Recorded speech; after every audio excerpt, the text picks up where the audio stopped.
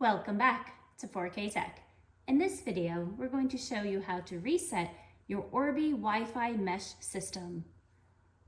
So what you want to do is make sure that the unit is on. And then you'll want to grab yourself a paper clip. Open up the paper clip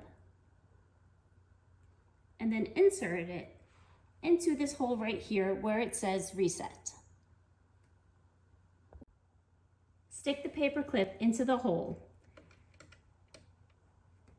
Keep it there until the green light blinks orange. It takes about 5 seconds for this to happen.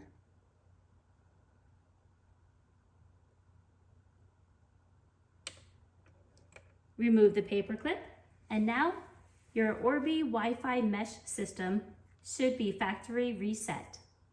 Thanks for watching.